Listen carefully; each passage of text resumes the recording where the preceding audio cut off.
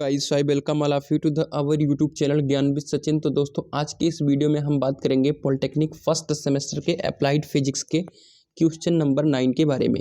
जो यह क्वेश्चन होगा वो अप्रॉक्सीमेटली 5 नंबर में ही पूछा जाता है, बिकॉज छोटे छोटे बहुत सारे ऐसे क्वेश्चंस होते हैं जो दो दो और एक करके ऐसे 5 नंबर में मिला के पूछे जाते हैं।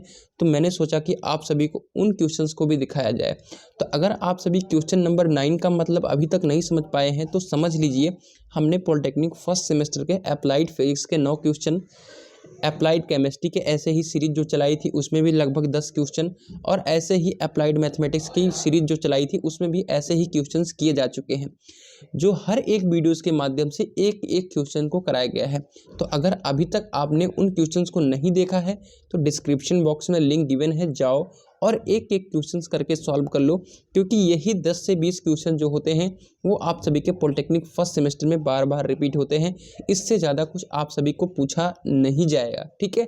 तो चलिए कंटिन्यू होते हैं, और साथ ही साथ आप सभी को बता दूं कि जितने भी पॉलिटेक्निक फर्स्ट सेमेस्टर के स्टूडेंट हैं जो अपनी पॉलिटेक्निक फर्स्ट सेमेस्टर की तैयारी को बिना बैक लगाए हुए एक अच्छे अंदाज में अपने एग्ज़ाम को देना चाहते हैं, अपनी उनकी तैयारी जो है वो काफ़ी कम चल रही है, तो इस नंबर पे कॉल करके आप पॉलिटेक्निक फर्स्ट सेमेस्टर का नोट्स प्राप्त कर सकते हैं, वो भी हिंदी में, फिजिक्स, केमिस्ट्री, कम्युनिकेशन स्किल का, और सारे सब्जेक्ट के इंपॉर्टेंट क्वेश्चंस, ईडी की वीडियोस। तो आप सभी को बेहतर कंटेंट प्रोवाइड किया गया है इतने कम प्राइस में। तो आप सभी के पास गोल्डन अपॉर्चुनिटी है कि आप ज़रूर उस फ़ायदे तक पहुँचें। और जो भी स्टूडेंट्स नहीं परचेज किए हैं, अभी भी 20 से 25 दिन का वक्त बचा है, इस वक्त में आप पढ़ करके कुछ अच्छा कर सकते हैं।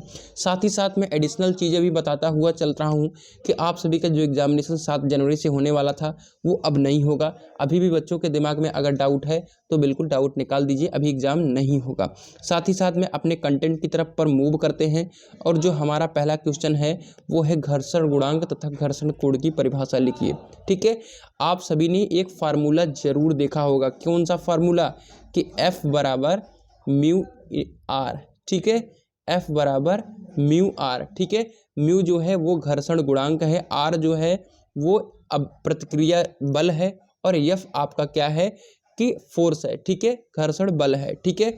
ये आप सभी फार्मूला अगर आपने देखा है तो देखा ही है, अगर नहीं जानते हैं तो आप इसे याद कर लो। इसी के अकॉर्डिंग घर्षण गुणांक की परिभाषा को डिफाइन किया जाता है, किसी वस्तु तथा तल के बीच घर्षण बल तथा तल की वस्तु पर अविलंब प्रतिक्रिया के अनुपात को घर्षण गुणांक कहते हैं, ठीक है। घर्षण गुणांक को म्यू से डिनोट करते हैं, घर्षण बल क्या है F, और आपका अभिलंब प्रतिक्रिया बल क्या है R, ठीक है। तो क्या पता चल के आया आप सभी का कि घर्षण गुणांक जो है किसी वस्तु के तल के बीच घर्षण बल तथा तल की वस्तु पर अविलंब प्रतिक्रिया के अनुपात को घर्षण गुणांक कहते हैं, ठीक है। क्लियर हो गई बात। चलिए आगे बढ़ते हैं और बात करते हैं घर्षण कोण की, ठीक है। अब घर्षण कोण एक्चुअल में होता क्या है उसके लिए कुछ समझना पड़ेगा। अगर आप सभी अच्छी तरीके से समझ लेते हैं तो कभी भी लिखेंगे, कभी भी कोई डाउट नहीं आएगा उस चीज़ को समझने में, ठीक है।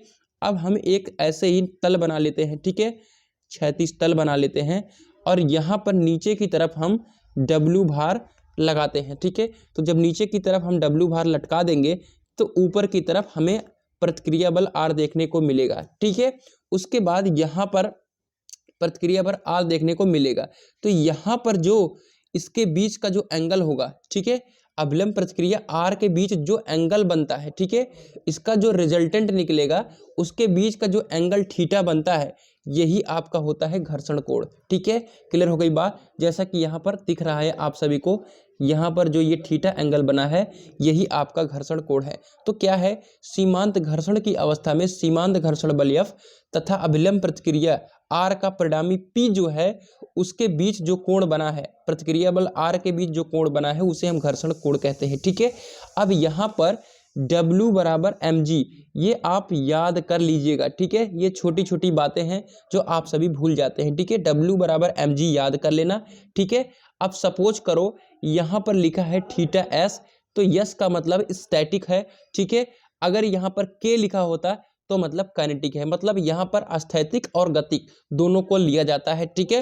पहले तो घर्षण हो गया, फिर जब Fs हो गया तो जो भी स्थैतिक घर्षण हो गया, AF हो गया तो गतिक घर्षण हो गया। इतनी बात आप सभी को आई थिंक क्लियर हो चुकी होगी। अब मैं घर्षण की परिभाषा के बारे में बात करूं तो संपर्क में कोई भी दो चीज रखी है, उसके बीच में जब विरोध होता है, ठीक है, तो उसके बीच में जो विरोध करने वाला बल होता है वही घर्षण बल होता है, ठीक है।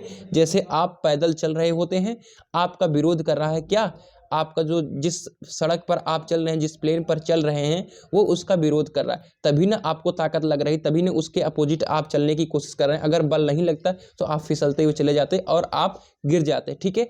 अस्थैतिक का मतलब कि विरामावस्था में जो बल लग रहा हो, और जो भी गतिक है, गतिक का मतलब कि गत्यावस्था में जो लग रहा हो, ठीक है।